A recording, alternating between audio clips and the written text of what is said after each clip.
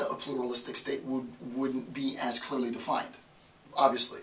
Whereas the goal of the telos, of the state, insofar as it manifests as political will, would be very defined. It would be very clear, right? So the more the state itself sort of exemplifies a homogenized political will, the clearer, at least the argument is, the clearer the defined goal of the state. And the clearer the defined goal of the state, the more the population understands how the state is going.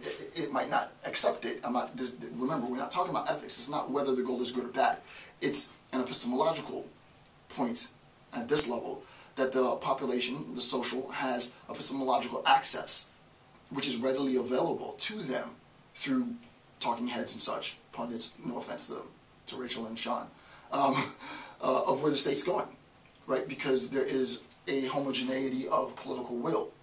Where there's a heterogeneity, it's more divergent, the telos, and thus the communication of the will of the state is much more difficult for the population to assess because of competing complex interests, right? So that's what it is. So, and for me,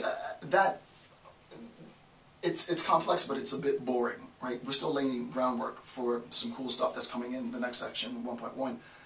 I won't say it's boring, but it's you know, we can take this somewhere.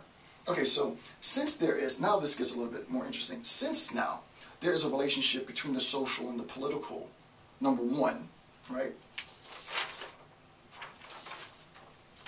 In my assumption, and since it may be argued, assuming that you assume this assumption, right? If you believe that the social and political are completely different entities, then this lecture series isn't for you. And since it may be argued that the political will is an expression of public opinion, which is a direct quote. The direct quote is, where is the quote? Public opinion, public opinion. I forgot where the quote is. Is a direct, oh yeah, the assumption number 2 on page 1, the expression of public opinion, right? The political as the expression of public opinion. Now it gets interesting, and it also gets really complex. Then we can make a distinction in the homogeneity and the heterogeneity of public opinion, right? So, in order to remain consistent, if there is a consistency, if we have a consistency in political will and public opinion, so A, B, I think this is C, C, D. A, homogeneity of political will. B, heterogeneity of political will. C, homogeneity of public opinion. D, heterogeneity of public opinion.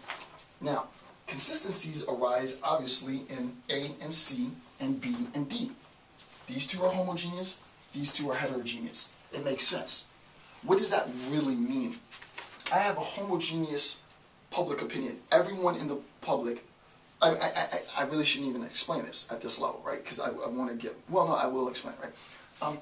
Everyone in the public has a uniform concession. There's concession in the public. Insofar as there's concession in the public, when we talk about mass consensus now, not concession, but mass consensus, that mass consensus is readily going to translate to, it should, and that is the ethical claim, it should readily translate to a homogenized political will.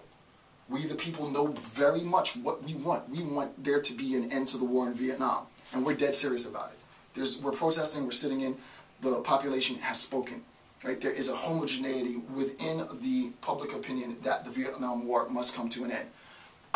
Political will must conform to that. Right? Insofar as there's pressure, quote unquote, right? So that the political will now becomes homogeneous, and there's pressure to stop the war, and we stop the war. Right? Why did we stop the war? Because there was finally a homogeneity within public opinion. Now, if our population is divergent in its opinion, and the opinion of the population is itself bifurcated, you can only imagine what's going to happen at the political level. You're going to have bifurcated political will. Since we have bifurcated political will, and we recognize, as I said before, that a bifurcation in political will results in divergence with respect to the telos, the goal, and insofar as there's divergence with respect to the goal, we, the people, don't have a clear understanding of where the political will is going. Thus, the divergence in the population also leads to the population not knowing where the political state is going. Right? It's not necessarily a bad thing, but it's just a fact, right? And this is direct, assuming that this is a set and this is a set, A and B as a set, right? A and C is a set, B and D is a set, right? So, I mean, that should be clear. We have inconsistencies, however, when we do this, right? When we have a homogeneous public opinion, but a heterogeneous political will. If we have a homogeneous public opinion, but there is a heterogeneous political will, you have to ask yourself, we the people know exactly what we want. We want there to be a stop in Vietnam. Everybody, for all practical purposes, wants there to be a stop. The population has spoken, yet you guys aren't stopping. You're still debating whether or not we should. Hey, maybe we should stop, maybe we don't. I don't know, let's think. Maybe I say, half of us say yes, half of us say no. There's going to be huge tension, right? This is going to be escalated social conflict. And this is, at least in one sense, we're not there, a precondition, a conceptual, theoretical, paradigmatic precondition for revolution, right? One of the paradigmatic preconceptions for revolution at a very very advanced level is a recognition between the divergence of a homogeneity in public opinion and a heterogeneity in political will. You're not listening to what we're saying.